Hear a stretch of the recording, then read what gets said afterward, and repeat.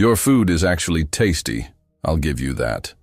But this cramped little hovel makes me claustrophobic, and what a damned mistake it was to ever agree to this pathetic arrangement. Donald Blackstone's voice cut through the warm afternoon air of Bella's family restaurant like a blade through silk, each word precisely calculated to wound. He sat rigidly in the corner booth, his 6'3" frame looking comically oversized against the cheerful red checkered tablecloth, his Armani suit a stark contrast to the homey atmosphere of Mama Rosa's. Bella Rossetti froze mid-step, the steaming plate of her grandmother's legendary lasagna trembling in her hands. Around them, the lunch crowd, construction workers, office employees, elderly regulars who'd been coming here for decades, gradually fell silent. Even the espresso machine seemed to hiss more quietly, as if the entire restaurant was holding its breath. "Excuse me?" Bella's voice came out as barely a whisper, but there was steel beneath the softness. Donald didn't even look up from his platinum Rolex as he continued his calculated humiliation. "You heard me perfectly well. This place is a relic, a museum of mediocrity that should have been demolished years ago. The ceiling is water-stained, the floors creak like a haunted house, and frankly, the clientele looks like they haven't seen the inside of a decent establishment in decades." His steel-gray eyes finally lifted to meet hers, and his smile was sharp enough to cut diamond. But then again, what did I expect from someone who inherited a failing business and has been hemorrhaging money for 3 years straight? Your little fantasy of playing restaurant owner ends today, Bella. When you default on the loan next week, and we both know you will, I'll finally be able to tear this eyesore down and build something worthwhile. The silence that followed was deafening. Mrs. Chen, who'd been coming here every Tuesday for 15 years, gasped audibly. Tony Martinez, still in his paint-splattered work clothes, slowly set down his coffee cup. Even little Sophia, the 6-year-old who always got free gelato, stared with wide eyes from her mother's lap. Donald leaned back in the booth with the satisfied air of a man who'd just delivered a killing blow. "Oh, and Bella? When this place is rubble and you're looking for work, don't bother applying at any of my establishments. I have standards." For a moment, Bella stood perfectly still, the plate still balanced in her hands. At 28, she'd weathered 3 years of sleepless nights, maxed out credit cards, and the constant whisper of failure. She'd endured her father's disappointed sighs, her ex-fiancé's abandonment when the money ran out, and the condescending looks from every bank manager who'd turned down her loan applications. But something about this moment, about this arrogant billionaire sitting in her grandmother's booth, insulting not just her but every person who'd ever found comfort within these walls, ignited something fierce and unbreakable in her chest. "You're absolutely right about one thing, Mr. Blackstone," Bella said, her voice gaining strength with each word. She moved closer to his table, and Donald's eyebrows rose slightly at the unexpected steel in her tone. "This place is old. The ceiling does have water stains. And yes, I've been struggling." She set the plate down in front of him with deliberate precision. "But you know what else this place is? It's where Mrs. Chen met her husband 40 years ago, right at that table by the window. It's where Tony proposed to his wife after saving up for 6 months to afford our cheapest bottle of wine. It's where 3 generations of families have celebrated birthdays, anniversaries, and every milestone that matters." Donald's confident smirk began to falter as Bella's voice rose, carrying to every corner of the restaurant. "And you?" Bella's laugh was bright and fierce. "You're a man so empty inside that you think crushing people's dreams counts as a hobby. You sit here in your $15,000 suit, eating food made with love by someone you're trying to destroy, and you actually think that makes you superior?" She leaned down, her hands flat on the table, bringing her face level with his. "I did some research on you, Mr. Blackstone. Inherited Daddy's fortune at 25. Never worked a day in your life for anything meaningful. Your last 3 girlfriends left you for the same reason. They said you were, and I quote from page 6, emotionally unavailable and cruel to service staff." Donald's face had gone from pale to flushed, his jaw clenching. "But here's the thing that really gets me," Bella continued, straightening up. You could buy 1,000 restaurants like this without feeling it in your bank account.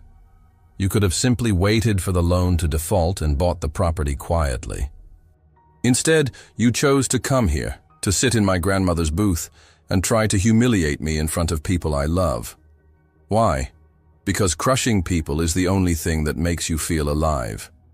The restaurant had gone so quiet that the only sounds were the distant traffic and Donald's increasingly labored breathing. Then Bella smiled, a radiant, devastating expression that somehow managed to be both pitying and triumphant. So enjoy your lasagna, Mr. Blackstone. It's made with something you'll never understand: love. And when you leave here today, you'll go back to your empty penthouse and your empty life, and you'll still be the loneliest, most miserable man in New York. She turned to address the entire restaurant, her voice carrying like a bell. Ladies and gentlemen, I present Donald Blackstone, billionaire, loan shark, and living proof that all the money in the world can't buy you a soul. What happened next would be talked about in the neighborhood for years to come. Mrs. Chen started clapping first, her weathered hands coming together in slow, deliberate applause. Then Tony joined in, his calloused palms creating a sharp crack with each clap. Within seconds, the entire restaurant erupted in thunderous applause, punctuated by whistles and cheers. "That's our Bella," someone shouted. "You tell him, honey," called out Mrs. Patterson from table 12. Donald sat frozen, his face cycling through shades of red as 40 pairs of eyes stared at him with expressions ranging from amusement to outright contempt. The sound was overwhelming, echoing off the walls like thunder, and for perhaps the first time in his adult life, Donald Blackstone was completely, utterly powerless. "Check, please," he managed to croak, his voice barely audible over the continuing applause. "On the house," Bella replied sweetly. "Consider it my contribution to your education." Donald stumbled to his feet, threw $200 bills on the table with shaking hands, and fled toward the door. But just as he reached for the handle, Bella's voice stopped him cold. "Oh, Mr. Blackstone? One more thing." He turned reluctantly, and she smiled that same devastating smile. "The loan you're so excited about foreclosing on, I paid it off this morning. Turns out, when you treat people with respect and make food with love, they find ways to help you succeed. Something you might want to consider for your own life." Donald's face went completely white. Without another word, he yanked open the door and disappeared onto the busy street, leaving behind a restaurant full of people who were cheering, laughing, and calling out congratulations to their beloved Bella. As the applause finally died down and conversations resumed, Bella sank into the nearest chair, her legs suddenly unable to support her. What had she just done? She'd just publicly humiliated one of the most powerful men in the city, a man known for his ruthless business practices and his ability to destroy anyone who crossed him. But as she looked around at the faces of her customers, her extended family, all beaming at her with pride and affection, Bella found herself smiling. For the first time in 3 years, she felt like herself again. 60 floors above in his glass tower, Donald Blackstone stood at his office window, staring down at the street but seeing only Bella's defiant face. His hands were still shaking, his chest tight with an emotion he couldn't name. He'd been publicly humiliated, outmaneuvered, and dismissed by a woman he'd underestimated completely. And for reasons he couldn't begin to understand, he couldn't stop thinking about her smile. "Miss Rossetti, Mr. Blackstone is here to see you. Again." Bella looked up from the invoices scattered across her grandmother's antique desk, her pen freezing mid-signature. Through the small office window that overlooked the dining room, she could see Donald's imposing figure standing by the hostess station, looking as out of place as a shark in a goldfish bowl. This was the 5th time in 3 days. "Tell him what I told you yesterday, and the day before that," Bella said firmly, returning her attention to the paperwork. "I'm not available." But even as she spoke, she could feel her pulse quickening. Since their explosive confrontation on Tuesday, Donald Blackstone had become like a storm cloud that wouldn't dissipate. Flowers arrived every morning, elaborate arrangements that cost more than most people's rent. Yesterday, he'd had her favorite coffee delivered from that boutique place in Soho. This morning, she'd found a check for $50,000 taped to her front door with a note that simply read, "For the water stains."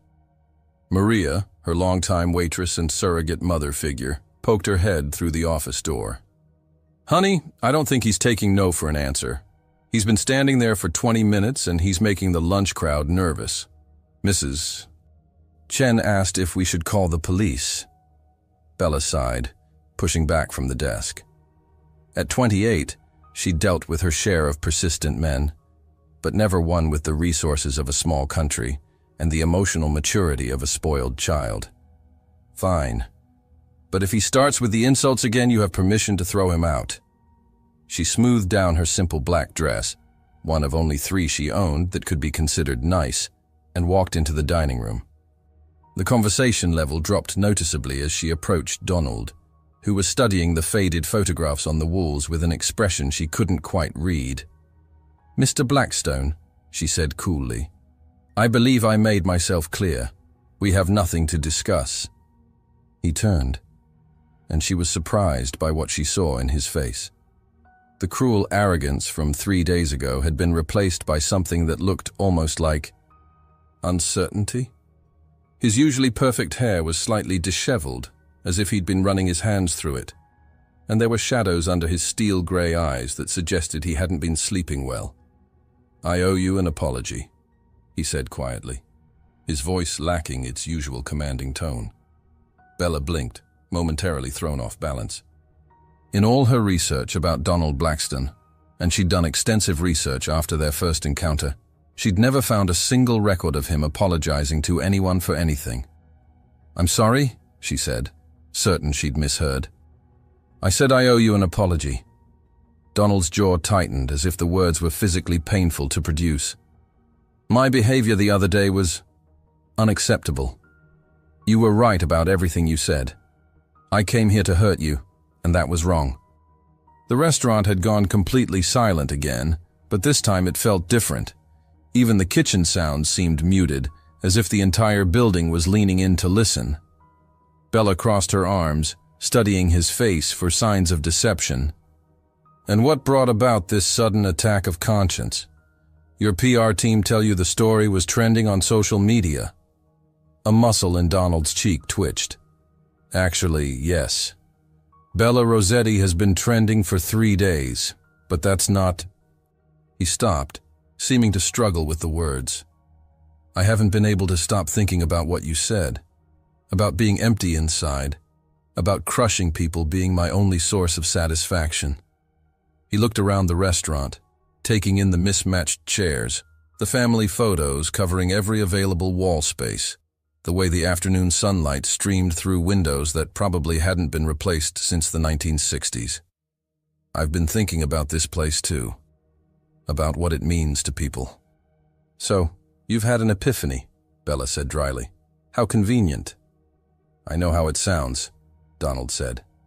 And for the first time since she'd known him, his voice held something that might have been genuine emotion. "I know I have no right to ask for your forgiveness, especially after the things I said. But I want to make this right. With money." Bella gestured toward the office where his latest offering sat unopened on her desk. "You think you can just write a check and erase what you did?" "No." Donald stepped closer, and Bella caught a hint of his cologne, something expensive and masculine that made her more aware of his presence than she wanted to be. "I think I need to earn it." Before Bella could respond, the front door chimed and Vincent DeLuca walked in, bringing with him the kind of trouble that Bella had been dreading for weeks. Vincent was old-school Brooklyn, the kind of man who wore $1,000 suits to make up for his lack of actual class, and he'd been circling Mama Rosa's like a vulture ever since word got out about her financial struggles. "Well, well," Vincent said, his voice carrying the hint of an accent he'd never quite managed to shake. "Bella Rossetti and the famous Donald Blackstone. What a coincidence." Bella's stomach dropped. Vincent DeLuca owned half the restaurants in the neighborhood, and the other half lived in fear of him. His business practices made Donald look like a choir boy, and he had connections that ran deep into the city's underbelly. "Vincent," Bella said carefully. "We're closed for a private conversation." "Oh, I think this conversation just got a lot more interesting," Vincent said, sliding into the nearest booth uninvited. "See, I've been hearing some very interesting rumors about our Donald here. Apparently he's gone soft, letting little girls talk back to him, backing down from business deals. Donald's entire demeanor changed in an instant. The uncertainty vanished, replaced by the cold, dangerous man Bella had first encountered. DeLuca, I wasn't aware you'd crawled out from whatever rock you've been hiding under." "Charming as always." Vincent grinned, showing teeth that were too white and too perfect. "But here's the thing, Blackstone. Your little performance here the other day has people talking. They're saying you've lost your edge, that maybe it's time for someone else to handle the development deals in this neighborhood." The temperature in the room seemed to drop 10 degrees. Bella found herself caught between two predators circling each other, and she suddenly realized that her public humiliation of Donald might have had consequences she never considered. "I see," Donald said, his voice deadly quiet. "And I suppose you're volunteering for that position?" "Already got 3 properties lined up," Vincent said smugly, "including this charming little establishment. See, Bella, while you were busy playing games with your boyfriend here, I've been making real moves. Your lease is up for renewal next month, and I've made your landlord an offer he can't refuse." Bella felt the blood drain from her face. Her lease. In all the chaos of the past few days, she'd completely forgotten about the lease renewal that had been hanging over her head like a sword. "That's illegal," she said, but her voice came out weaker than she intended. "Nothing illegal about buying buildings, sweetheart," Vincent said. "And once I own this place, well, let's just say the new rent might be a little outside your budget." Donald stepped forward, and Bella could practically feel the danger radiating from him. This was the man who'd built an empire through sheer ruthlessness, and Vincent DeLuca had just made a very serious mistake. "Here's what's going to happen," Donald said, his voice carrying the kind of authority that made world leaders take notice. "You're going to walk out of here, get in whatever overpriced car you drove here, and pretend this conversation never happened." Vincent laughed, but there was a nervous edge to it. "Or what? You'll have me audited? Buy out my suppliers? I've got protection you can't touch, Blackstone." "Vincent," Donald said, pulling out his phone with deliberate slowness. "Do you remember my college roommate, Thomas Chen? He's a federal prosecutor now, specializes in racketeering cases. I have him on speed dial." The color began to drain from Vincent's face. "And my ex-girlfriend, Sarah Martinez? She works for the IRS, Forensic Accounting Division. We ended things amicably." Donald smiled, and it was absolutely terrifying.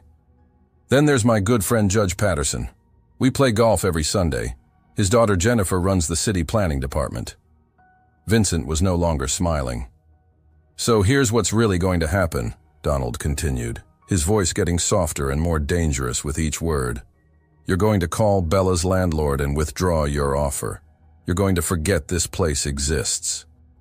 And if I hear even a whisper of you bothering Miss Rossetti or anyone in this neighborhood, I'm going to make one phone call that will turn your entire operation into a very expensive legal nightmare. Are we clear?" Vincent DeLuca, who had never backed down from a fight in his life, suddenly found himself outgunned and outmaneuvered. He stood up slowly, straightening his jacket with hands that weren't quite steady. "This isn't over," he said, but the words lacked conviction. "Yes," Donald said quietly. "It is." After Vincent left, the restaurant remained silent for a long moment. Bella stared at Donald, seeing him with completely new eyes. This wasn't the spoiled rich boy she'd assumed him to be. This was a man who wielded power like a scalpel, precise and devastating when necessary. "Why?" she asked finally. "Why what? Why did you protect me? Protect this place?" Bella's voice was barely above a whisper. 3 days ago, you wanted to tear it down yourself." Donald was quiet for so long that she thought he might not answer. When he finally spoke, his voice was rougher than she'd ever heard it. "Because 3 days ago, A woman I'd never met looked me in the eye and told me exactly who I was. And she was right about all of it. He met her gaze, and she saw something in his eyes that made her breath catch. But she was also wrong about one thing. What's that? She said I was the loneliest, most miserable man in New York. Donald's smile was small and somehow vulnerable. She was right about the lonely part. But for the first time in 15 years, I'm not miserable. And that's because of her. The words hung in the air between them, charged with possibility and danger in equal measure. Bella felt something shift in her chest, a crack in the wall she'd built around her heart after too many disappointments. "Donald," she said softly, and his name on her lips sounded different somehow. Less like an accusation and more like something else entirely. "Have dinner with me," he said suddenly. "Not somewhere expensive or fancy. Here, let me help you close up, and then let me take you somewhere you actually want to go." Bella looked around her restaurant, her grandmother's restaurant, and thought about everything that had just happened. The flowers, the checks, the way he'd faced down Vincent DeLuca without hesitation. The vulnerability in his voice when he'd admitted to being lonely. "One dinner," she said finally. "But I choose the place." Donald's smile was brilliant enough to light the entire restaurant. "Deal." As Bella watched him roll up his sleeves to help Maria clear tables, she couldn't shake the feeling that she was standing at the edge of a cliff, about to jump into something that would change everything. She just wasn't sure if she was falling toward salvation or destruction. "You brought me to a food truck?" Donald's voice carried a mixture of disbelief and something that might have been delight as he stared at the bright yellow vehicle parked under the Brooklyn Bridge. The neon sign reading "Tony's Authentic Tacos" flickered intermittently, and the smell of grilled onions and seasoned meat filled the evening air.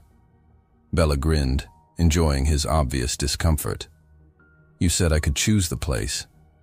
"This is where I come when I want to remember why I fell in love with food in the first place."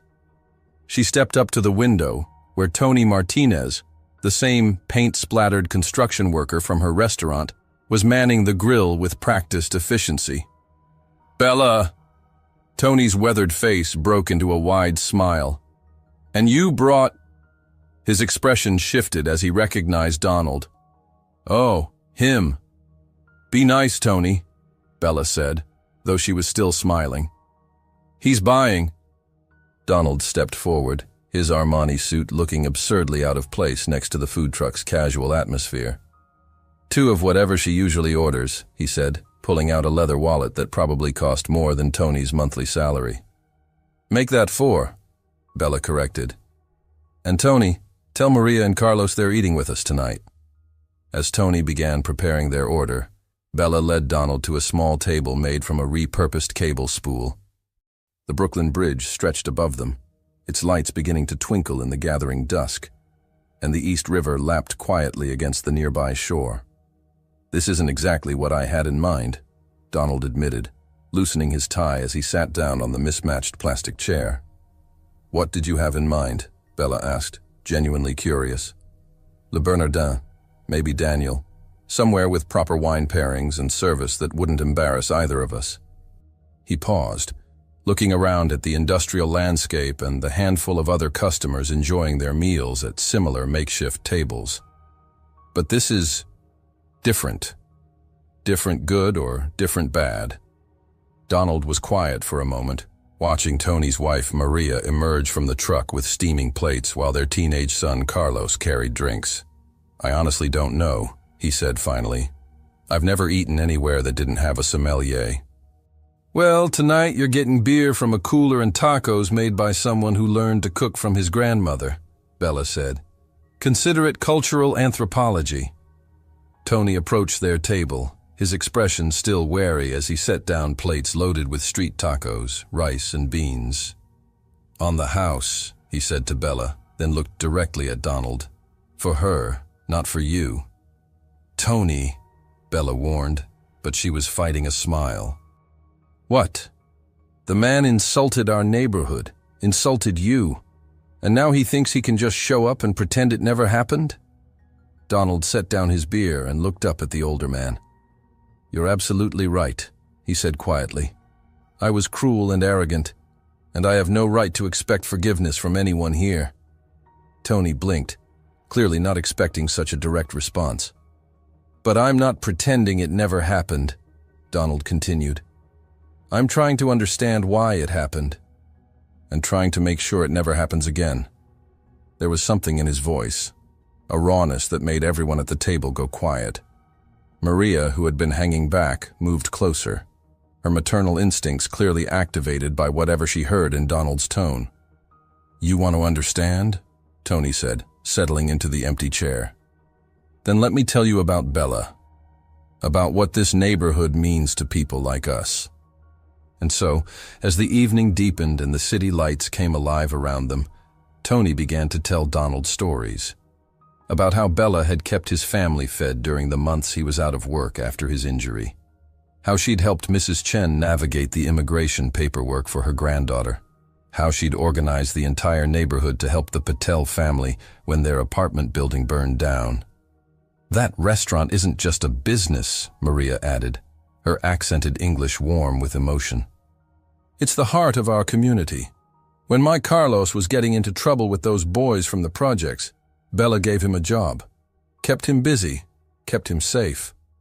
Carlos, now 18, and clearly embarrassed by his mother's story, mumbled something about needing to help his father, but Donald caught his arm. "What were you getting into trouble with?" he asked, and there was no judgment in his voice, only curiosity. "Drugs," Carlos said bluntly, meeting Donald's eyes with teenage defiance. "My friends were dealing, and I was stupid enough to think it looked easy. But Bella..." He glanced at her with obvious affection. "She saw me hanging around the wrong corner one too many times and offered me something better.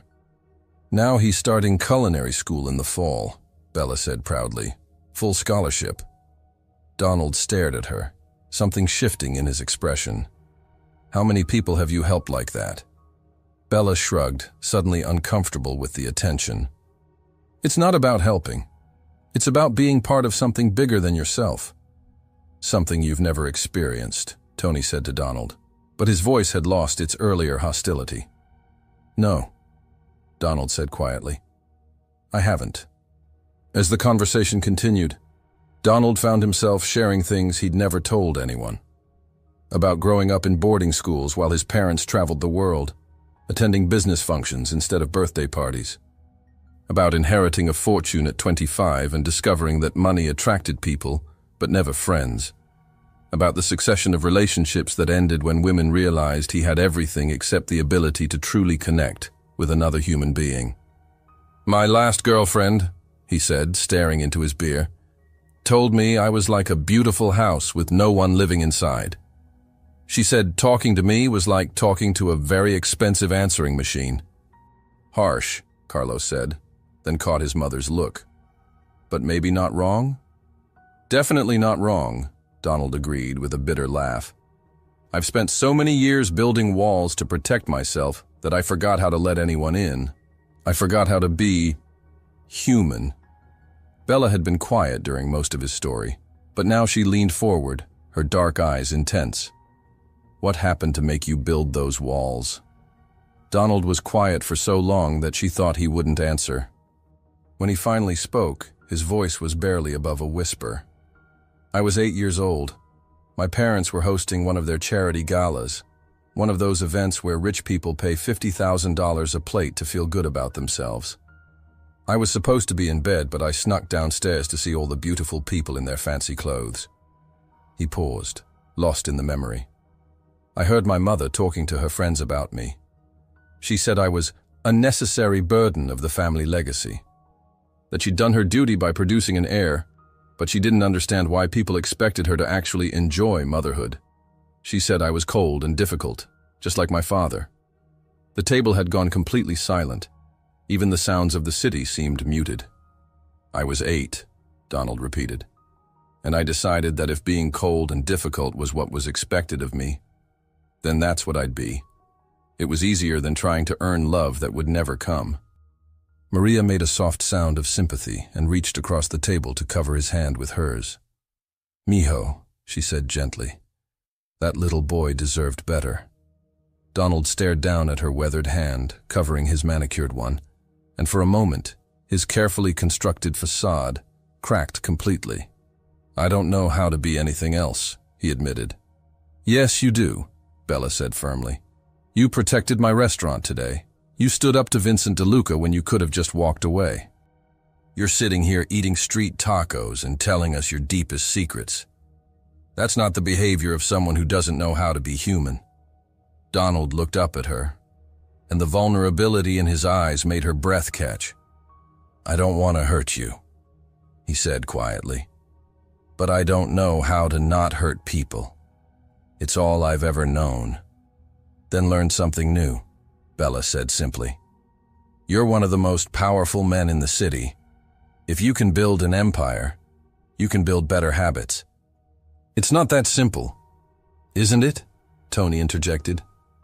"Look, I don't know much about your fancy business world, but I know about starting over. I know about changing who you are when who you were isn't working anymore." He gestured toward his son. "Carlos was heading down a bad path, but he chose to change. Every day he chooses to be better than he was yesterday. And every day," Maria added, "we choose to trust him with that choice." Donald looked around the table, at Tony's calloused hands, at Maria's kind eyes, at Carlos's hopeful expression, and finally at Bella's face, illuminated by the flickering lights of the bridge above them. "I want to try," he said finally. "I want to learn how to be the kind of person who deserves to sit at this table." Bella's smile was radiant.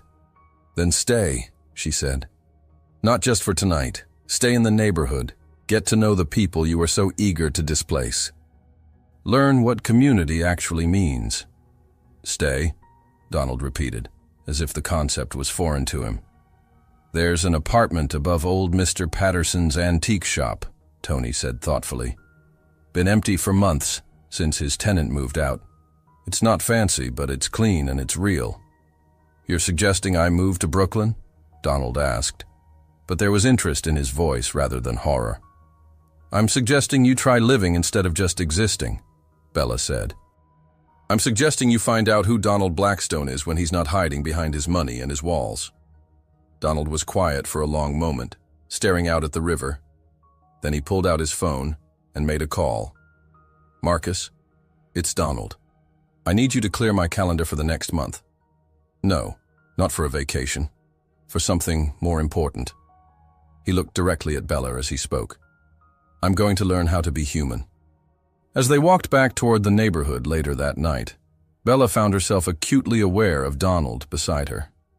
He'd taken off his jacket and rolled up his sleeves, and something about the simple gesture made him seem more real, more accessible.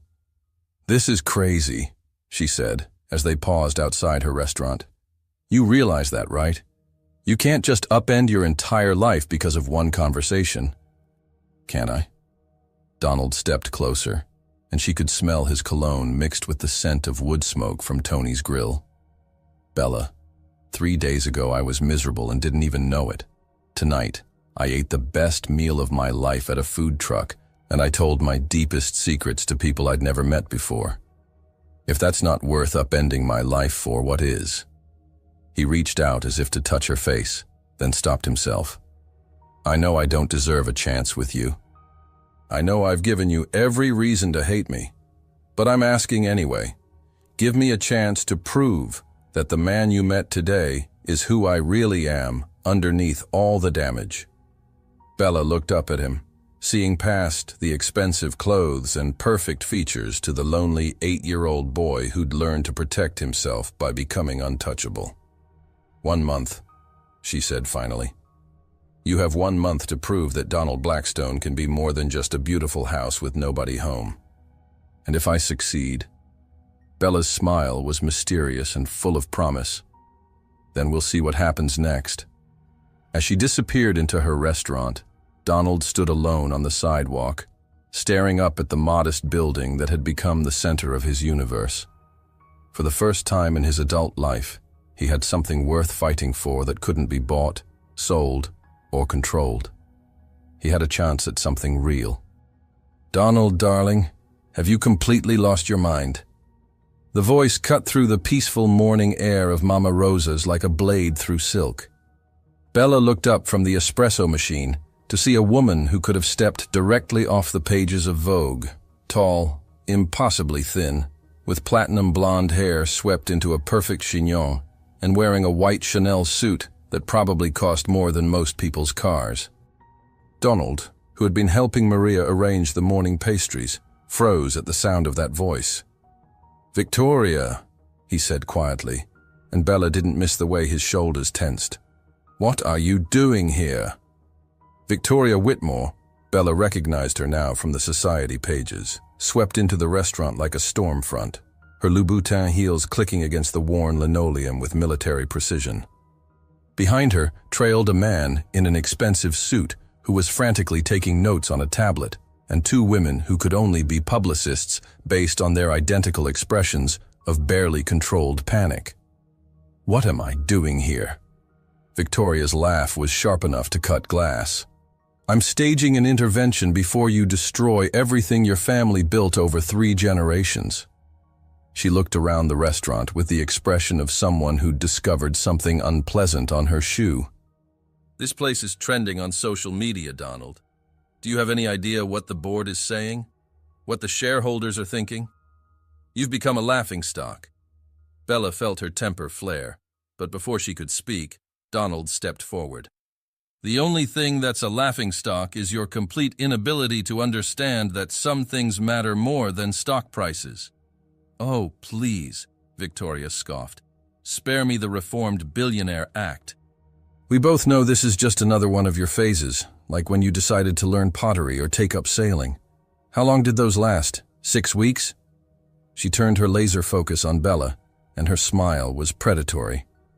"And you must be the little waitress who's been filling his head with fantasies about playing house in Brooklyn." "I'm the owner, actually," Bella said coolly, but she could feel heat rising in her cheeks. "Of course you are, darling," Victoria said, with condescending sweetness. "How absolutely quaint." Donald's face had gone stone cold. "Victoria, you need to leave. Now." "I don't think so."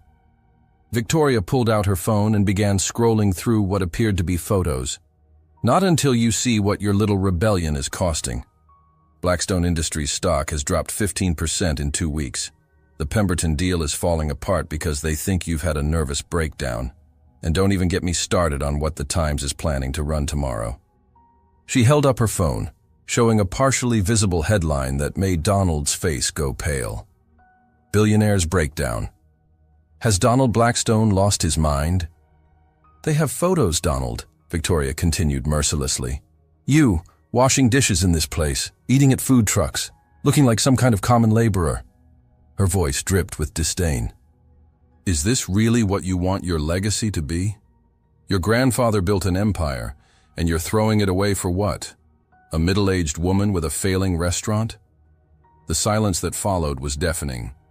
Bella felt as if she'd been slapped, the words, "middle-aged woman with a failing restaurant," echoing in her mind like a taunt. Around them, the few morning customers had gone quiet, all pretending not to listen while hanging on every word. "Get out," Donald said, his voice deadly quiet. "Not until you come to your senses," Victoria replied. "The board is meeting tomorrow morning. They're prepared to call for a vote of no confidence unless you end this, whatever this is, immediately." She stepped closer to Donald, her voice dropping to something that might have been meant as seductive. "Come home, darling. Come back to where you belong. You know I've always been the only woman who truly understood you." For a moment, Donald didn't respond, and Bella felt something cold settle in her stomach. This was his world, the world of board meetings and stock prices and women who looked like they belonged in magazine spreads. How could she have thought, even for a moment, that a man like Donald Blackstone would choose someone like her over all of this? Then Donald did something that surprised everyone in the room. He laughed.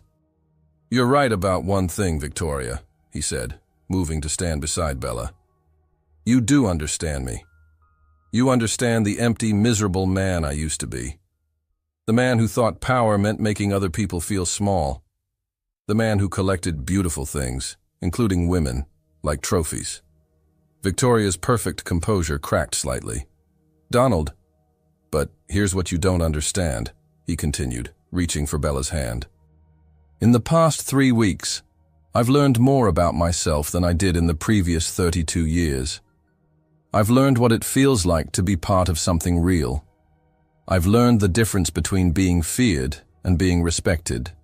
And I've learned what it means to want someone not because they look good on my arm, but because they make me want to be better than I am." He looked directly at Victoria, and his smile was sharper than her laugh had been. "So, thank you for the reminder of who I used to be. It makes me even more grateful for who I'm becoming." Victoria's face cycled through several shades of red. "You'll regret this," she said finally. "When you lose everything, when your little fantasy falls apart and reality comes crashing down, don't come crawling back to me." "I won't," Donald said simply, "because I'd rather have something real that might not last than something fake that goes on forever." After Victoria and her entourage swept out in a storm of expensive perfume and wounded pride, the restaurant remained quiet for several long moments. Finally, Mrs. Chen broke the silence with a slow clap that was quickly picked up by the other customers. But Bella wasn't clapping. She stood frozen, Victoria's words echoing in her mind. A middle-aged woman with a failing restaurant. Was that really how the world saw her?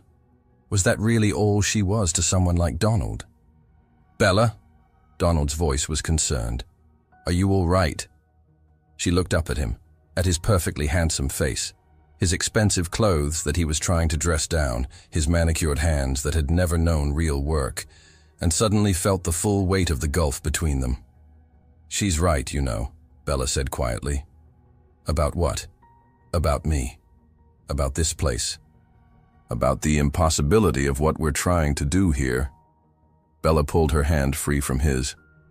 "I'm a 40-year-old woman who inherited a struggling restaurant and can barely keep the lights on. You're a billionaire who could buy and sell this entire neighborhood without feeling it. What are we kidding ourselves about?" "Bella, don't let her poison this." "Poison what?" Bella's voice rose, years of insecurity and self-doubt bubbling to the surface. "The fantasy that we're somehow equals? That love can bridge the gap between your penthouse and my one-bedroom apartment above a pizza shop?" She gestured around the restaurant, seeing it suddenly through Victoria's eyes. The mismatched furniture, the water stains Donald had offered to fix, the faded photographs that spoke of better days long past. "Look around, Donald. Really look. This isn't some charming ethnic restaurant that you can patronize as part of your journey of self-discovery. This is my life. My actual messy, complicated life where I worry about paying rent and whether the health inspector is going to shut me down because I can't afford to replace the ancient walk-in cooler." Donald stepped closer, but she held up a hand to stop him. "And maybe Victoria is right about something else too," Bella continued, her voice breaking slightly. "Maybe this is just another phase for you. Maybe in 6 weeks you'll get bored of playing at being normal and go back to your real life.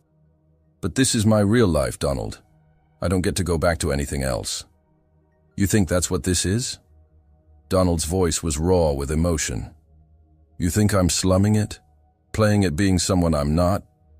"Aren't you?" Bella challenged. "When things get difficult, really difficult, when the board threatens you and the stock price drops, and the newspapers start calling you crazy, what then? Do you choose me, or do you choose the empire?" Before Donald could answer, her phone rang. She glanced at the screen and felt her blood turn to ice. "Dr. Morrison," she said, stepping away to take the call. The conversation was brief, but when she hung up, her face was pale and her hands were shaking. "Bella?" Donald was beside her instantly. "What's wrong?" "My mother," she said, her voice barely above a whisper. "She's in the hospital. Heart attack. They don't know if she's going to make it." Without hesitation, Donald pulled out his phone. "Marcus, I need the helicopter ready in 15 minutes. No, not the office. Brooklyn Methodist Hospital. Yes, I know it's not equipped for a landing. Find the nearest helipad and arrange ground transportation from there. He hung up and took Bella's hands in his. "Go get your purse. We'll be there in 20 minutes. Donald, you don't have to." "Yes, I do," he said firmly. "This is what people who care about each other do. They show up." As they rushed toward the door, Bella caught sight of their reflection in the window. Donald in his perfectly pressed shirt and Italian shoes, herself in her simple work dress and sensible flats.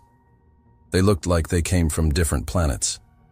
But when he squeezed her hand and said, "She's going to be okay. I promise you, she's going to be okay," Bella found herself believing him. Maybe Victoria was right about the impossibility of their situation. Maybe the obstacles between them really were insurmountable. But as they climbed into the waiting car that would take them to Donald's helicopter, Bella realized something that scared her more than all of Victoria's threats combined. She was falling in love with him anyway, and that meant she had everything to lose. "I'm sorry, Miss Rossetti, but there's been a complication." Dr. Morrison's words hit Bella like ice water as she stood in the sterile hallway of Brooklyn Methodist Hospital, still wearing yesterday's clothes, her eyes red from 18 hours of crying and praying. Beside her, Donald had barely left her side, bringing her coffee she couldn't drink and food she couldn't eat, his usually perfect appearance rumpled from sleeping in waiting room chairs. "What kind of complication?" Donald asked, his arm tightening protectively around Bella's shoulders. "The surgery went well, but your mother's insurance has been problematic. They're claiming the procedure wasn't pre-authorized, and they're refusing to cover the costs. The hospital administration is requiring immediate payment of $250,000 or..." Dr. Morrison's voice trailed off. "Or what?" Bella whispered, though she already knew the answer. "Or we'll have to transfer her to a county facility, which, given her current condition, I wouldn't recommend." The world seemed to tilt around Bella. $250,000 might as well have been $2 million. Even if she sold the restaurant, even if she liquidated everything she owned, she'd be lucky to come up with $50,000. "I'll handle it," Donald said immediately, already reaching for his phone. "No." The word came out of Bella's mouth with surprising force. "No, Donald. I can't let you pay for my mother's medical bills. I won't be that woman who..." "Bella, this isn't about pride. This is about your mother's life. It's about everything," Bella's voice cracked. "Don't you see? This is exactly what Victoria was talking about. The moment things get real, the moment my problems become expensive problems, you swoop in with your checkbook to fix everything. How is that love? How is that anything other than charity?" "Doctor." Morrison cleared his throat uncomfortably. "I'll give you some time to discuss this, but I do need an answer within the hour." After he left, Bella and Donald stood in the hallway in tense silence. Finally, Donald spoke, his voice careful and controlled. "Bella, I understand your feelings about accepting money, but this isn't the time for..." "For what?" "For maintaining my dignity." Bella turned to face him, tears streaming down her cheeks. "For trying to preserve some shred of equality in this relationship? For being stubborn when your mother's life is at stake?" The words hung between them like a slap. Donald immediately looked stricken, but the damage was done. "You think I'm being stubborn," Bella said quietly. "You think I'm risking my mother's life because of some misplaced sense of pride. That's not what I meant." "Yes, it is." Bella wiped her eyes with the back of her hand. "And maybe you're right. Maybe I am being stubborn. But Donald, if you pay for this, we're done. Not because I don't love you, but because I'll never be able to look at you again without wondering if I'm just another charity case you've taken on." Before Donald could respond, his phone rang. He glanced at the screen and his face went pale. "It's Marcus. I have to take this." Bella watched him walk down the hallway, his voice low and urgent as he spoke into the phone. Even from a distance, she could see the tension in his shoulders, the way his free hand clenched and unclenched. When he returned 5 minutes later, his expression was grim. "The board called an emergency meeting," he said. "They're voting on my removal as CEO in 2 hours. If I'm not there, if I don't address their concerns directly, they'll interpret my absence as an admission that I'm unfit to lead the company." Bella felt something cold settle in her stomach. Then you have to go. I'm not leaving you. Not now. Donald, this is your life's work, your family's legacy. You can't throw it all away to sit in a hospital waiting room. My life's work doesn't mean anything if I lose you, he said fiercely. And my family's legacy is nothing but money and buildings. What you and I have is real. Bella stared at him, seeing the conflict written across his face. This was the moment Victoria had predicted, the moment when he'd have to choose between his empire and his heart. What if you go to the meeting, she said slowly, and I handle my mother's situation? How? Bella took a deep breath. I'll sell the restaurant. It won't be enough to cover everything, but I can get a loan for the rest. Figure out a payment plan with the hospital. Bella, no. That restaurant is everything to you. My mother is everything to me, she corrected. The restaurant is just a building. Donald pulled her into his arms, holding her so tightly she could barely breathe. This is all wrong, he said into her hair. There has to be another way. There is, Bella said, pulling back to look at him. You pay for my mother's care. I lose myself, and we spend the rest of our relationship with this between us. Or you go save your company. I save my mother the only way I can, and we trust that what we have is strong enough to survive being tested. Donald's phone rang again. And again. Go, Bella said finally. Please. Show me that you're the man I fell in love with, not the man Victoria thinks you are. And what if the board removes me anyway? What if I lose everything and still can't help you? Bella managed a small smile. Then we'll figure it out together, like real people do. Donald kissed her, hard and desperate, pouring all his fear and love into the gesture. I'll be back as soon as I can, he promised. I know you will. But as she watched him disappear into the elevator, Bella felt like she was watching him walk out of her life forever. 3 hours later, she sat in the hospital administrator's office, signing papers that would transfer ownership of Mama Rose's to the hospital corporation in exchange for her mother's medical care. The irony wasn't lost on her. The restaurant that had brought her and Donald together was now gone, sacrificed to save the woman who had taught her everything about love and sacrifice. Miss Rossetti, the administrator looked up from the paperwork. There's just one more signature needed, and then we're all set. Bella signed her name with a hand that only trembled slightly. How long do I have to clear out my things? Actually, that's the interesting part. The new owner has requested that you remain as manager, with full operational control. They're even planning to invest in renovations and expansion. Bella blinked in confusion. Who bought it? I'm not at liberty to say. It was purchased through a shell corporation. But they seem very invested in maintaining the restaurant's community character. A cold suspicion began to form in Bella's mind. When was the purchase finalized? About an hour ago. Fastest transaction I've ever seen, actually. Payment was made in full, cash wire transfer. Bella's phone buzzed with a text message. With shaking hands, she looked at the screen. The board voted. I'm out. Coming back now. We'll figure everything out together. I love you. D. Then another message from an unknown number. Congratulations on your mother's successful surgery. As the new owner of Mama Rosa's, I look forward to a long and prosperous partnership. Anonymous friend. Bella stared at the messages, her heart breaking and mending at the same time. He'd lost everything, his company, his fortune, his family's legacy, and he'd still found a way to save both her mother and her restaurant. He'd given up his empire to preserve her dignity. But as she sat in that sterile office, signing papers for a restaurant that was now owned by the man she loved through a corporation she'd never heard of, Bella realized that everything had changed between them. The balance of power had shifted irrevocably. She was no longer an independent woman dating a billionaire.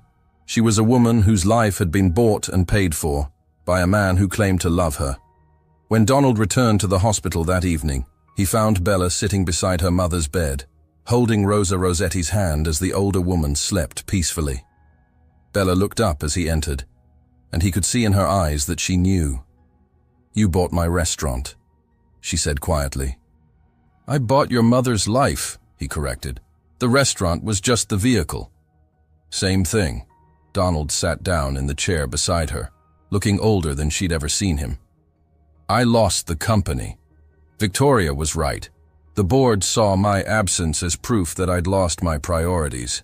They voted unanimously to remove me as CEO. I'm sorry. I'm not. Donald reached for her free hand, but she pulled it away. Bella, what we have is worth more than any company. Is it? Bella's voice was hollow. Because right now, I feel like a kept woman whose boyfriend just bought her mother's life. How is that worth anything? Because I love you. Love isn't supposed to come with a price tag, Donald. Love isn't supposed to require one person to sacrifice everything while the other person gets saved by a checkbook. Donald was quiet for a long moment. What are you saying? Bella looked at her mother's peaceful face, then back at Donald. I'm saying that maybe we were both fooling ourselves. Maybe Victoria was right. Maybe some gaps are just too wide to bridge. You don't mean that, don't I? Bella's voice broke. Look at us, Donald. Look at what we've become. You've lost your life's work, and I've lost my independence. We've destroyed each other trying to be together. We can build something new. Together. With what? Your guilt and my gratitude? That's not love, Donald. That's just two people who are afraid to be alone. Donald stood up slowly, his face pale but resolute. If that's what you really believe, then you're right. The gap between us is too wide. He paused at the door, his hand on the handle. But Bella, when you're ready to stop punishing yourself for accepting help, when you're ready to believe that love doesn't always have to be equal to be real, you know where to find me. After he left, Bella sat alone in the quiet room, listening to the steady beep of her mother's heart monitor. She'd gotten everything she'd wanted. Her mother was alive, her restaurant was saved, and she'd preserved her independence. So why did it feel like she'd lost everything that mattered?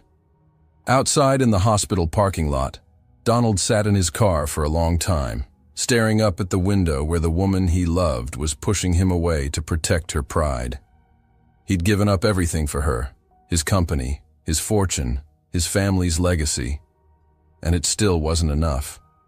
Because what Bella wanted wasn't his money or his sacrifice. What she wanted was something he didn't know how to give, the certainty that she was enough, just as she was, without needing to be saved.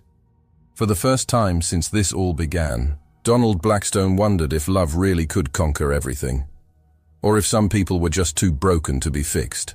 Ladies and gentlemen, we are gathered here today for the auction of the Blackstone Industries building and all associated assets. The words echoed through the marble lobby where Bella had first met Donald 6 weeks ago, but now the space felt hollow and cold. Auction paddles filled the hands of corporate vultures and real estate developers, all eager to pick apart the empire that had taken 3 generations to build. Bella stood at the back of the crowd, her mother's hand clasped tightly in hers. Rosa Rossetti was still weak from her surgery, but she'd insisted on coming when Bella told her what she planned to do. Mija, her mother whispered in her accented English. Are you sure about this? No, Bella admitted, watching as Donald stood stoically near the front, his face a mask of controlled composure as strangers bid on his family's legacy. But I've never been sure of anything that mattered. 2 weeks had passed since their devastating separation at the hospital. 2 weeks, during which Bella had thrown herself into running the restaurant, her restaurant that wasn't really hers anymore, while Donald had quietly liquidated his remaining assets to pay off company debts and ensure that Blackstone Industries employees would receive full severance packages. She'd learned all of this from Maria, who'd learned it from Tony, who'd learned it from his cousin who worked in the city planning office. Donald hadn't contacted her once, respecting her request for space, even though it was clearly killing both of them. But yesterday, she'd discovered something that changed everything. Lot 17, the auctioneer announced. The Sterling portfolio, consisting of 43 restaurant properties throughout Brooklyn and Queens, including the recently acquired Mama Rosa's. Bella's blood ran cold. The Sterling portfolio. Vincent DeLuca's holding company, purchased just days ago by someone with very deep pockets and very specific intentions. She watched as Vincent himself raised his paddle, a smug smile playing across his lips. He wasn't just here to buy real estate. He was here to destroy everything Donald had tried to protect. The man had somehow orchestrated this entire situation, positioning himself to acquire not just the Blackstone building, but the neighborhood properties Donald had been quietly buying to protect from development, including her restaurant. "Opening bid is $5 million, the auctioneer called out. Vincent raised his paddle. $5 million, another bidder countered. $6 million. $7, Vincent said lazily, as if the money meant nothing to him. Bella felt her mother squeeze her hand. "What are you going to do, mija?" Before Bella could answer, the crowd parted as someone new entered the auction hall. Victoria Whitmore swept in wearing black Armani, flanked by a team of lawyers, and looking like she'd come to a funeral, which, in a way, she had.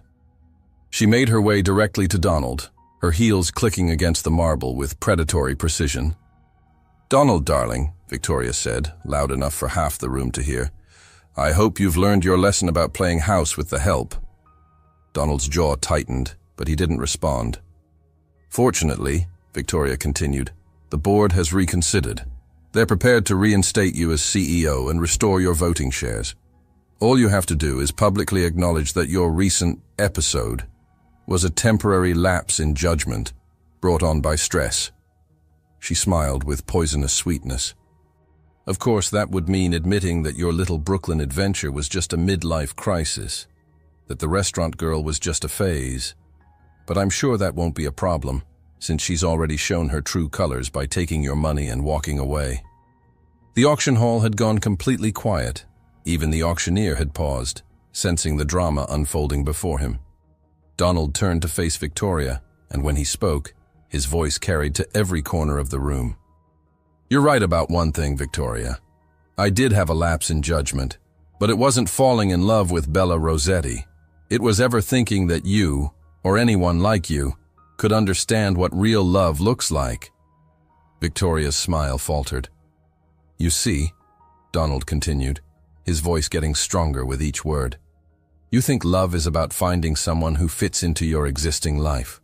Someone who makes you look good at charity galas and never challenges you to be better than you are." He looked around the room, meeting the eyes of reporters, society figures, and business associates who had known him for years. "But real love, the kind of love I found with Bella, is about becoming someone worthy of the person you love. It's about choosing to be vulnerable instead of powerful. It's about sacrificing what you have for what matters." "Donald," Victoria hissed, "you're making a scene." "Good," Donald said, "because some things are worth making a scene about."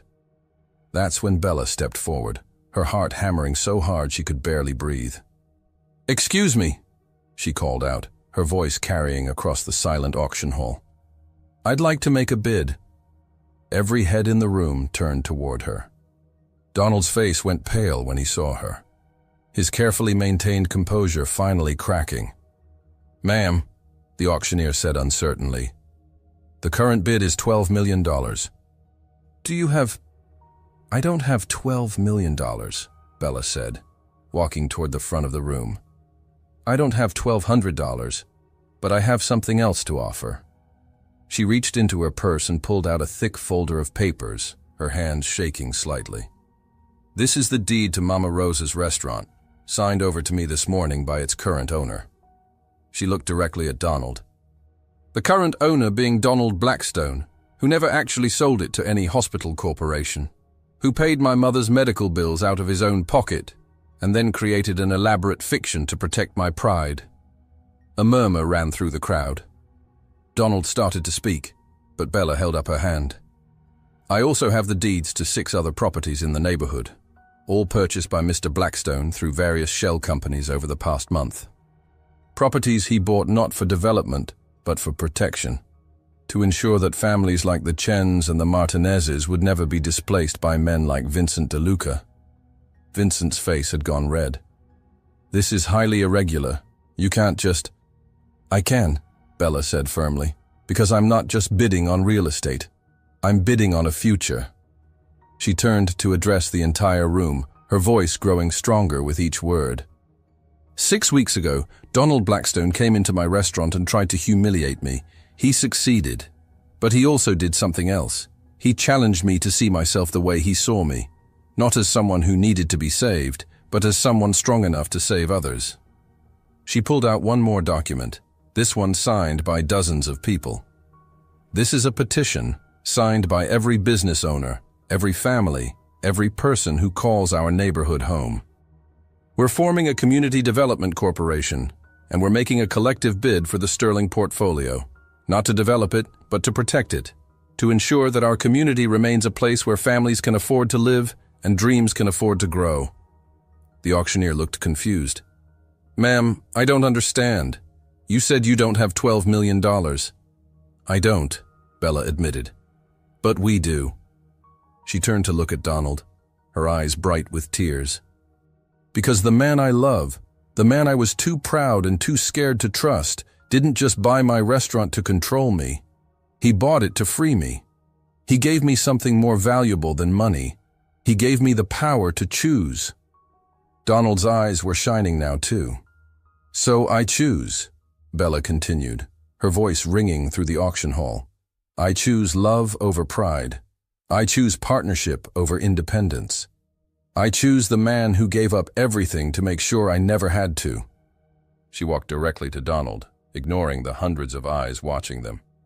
And I choose to make a new bid on the Sterling portfolio. $15 million, financed through the Community Development Corporation, with Donald Blackstone as our partner and co-founder. The room erupted in murmurs and shocked exclamations. Vincent DeLuca was on his feet, shouting objections, but his voice was drowned out by the sound of applause. Slow at first, then building to thunderous proportions as people throughout the room began to understand what they were witnessing. Bella, Donald said softly, reaching for her hands. You don't have to do this. I don't need my company back. I don't need any of this. I know, she said, standing on her toes to cup his face in her hands. That's why I want to give it to you. Not because you need it, but because you've earned it. Because you chose love over power, and that's the kind of man who deserves to rebuild an empire. And you? Donald asked, his voice rough with emotion. What do you deserve? Bella smiled, the same radiant expression that had first made his heart stop 6 weeks ago. I deserve a partner, she said. Someone who challenges me to be better, who catches me when I fall, and who loves me enough to let me catch him too. Even if that partner used to be an arrogant billionaire who insulted your restaurant and tried to humiliate you in front of your customers. Especially then, Bella laughed. Because that arrogant billionaire turned out to have the biggest heart in New York City. He just needed someone to show him how to use it. When Donald kissed her, the auction hall erupted in cheers. Even Victoria, standing frozen near the front of the room, seemed struck speechless by the magnitude of what she was witnessing. I love you, Donald said against Bella's lips. And I'm going to spend the rest of my life proving that you made the right choice. I love you too, Bella replied. But first, we have an auction to win. She turned back to the auctioneer, Donald's arm around her waist, both of them grinning like teenagers. So, she called out, do we have a deal? The auctioneer, who had seen many things in his 30-year career, but never anything like this, smiled broadly. Sold, he announced, to the lady with the biggest heart in Brooklyn. As the room erupted in applause and celebration, as Victoria fled in humiliated defeat and Vincent DeLuca stormed out muttering threats, as reporters scrambled to capture every moment of the most romantic auction in New York history, Donald and Bella stood together in the marble lobby where it all began. So, Donald said, spinning her around as the crowd celebrated around them. What do we do now? Bella laughed, her eyes sparkling with joy and mischief. Now, she said, we go home, to our restaurant, in our neighborhood, with our family, and we start building something that will last forever. Our restaurant? Our restaurant, Bella confirmed. Equal partners in everything. Business, Life, love, all of it. Donald's smile could have powered the entire city. Equal partners, he agreed. I like the sound of that. As they walked out of the auction hall hand in hand, with Rosa Rossetti beaming behind them, and the entire community waiting to celebrate their victory, Bella realized that she'd been wrong about one thing: love could conquer everything, but only if you were brave enough to let it. 1 year later, the grand reopening of Mama Rosa's drew crowds from all 5 boroughs. The restaurant had been lovingly restored to its original glory while adding modern touches that honored both its heritage and its future. The water stains were gone, replaced by beautiful skylights that bathed the dining room in warm, natural light. At table 12, the same booth where Donald had first humiliated Bella, a small plaque read, "Where love began with the worst first impression in history." Donald, now co-CEO of the newly formed Blackstone Community Development Corporation, could be found most evenings helping in the kitchen or serving tables, his expensive suits replaced by jeans and the kind of smile that came from genuine happiness. Bella, wearing a simple gold band that had belonged to Donald's grandmother, managed the restaurant with the same passion she'd always had, but now with the security of knowing that her dreams were built on something unshakable. And if you listened carefully on quiet evenings, you could still hear them arguing about everything from seasoning to business strategy to whose turn it was to close the register. But you could also hear them laughing and planning and building a love story that would be told in that neighborhood for generations to come. After all, the best love stories aren't the ones that start perfectly. They're the ones that end perfectly, no matter how imperfectly they began.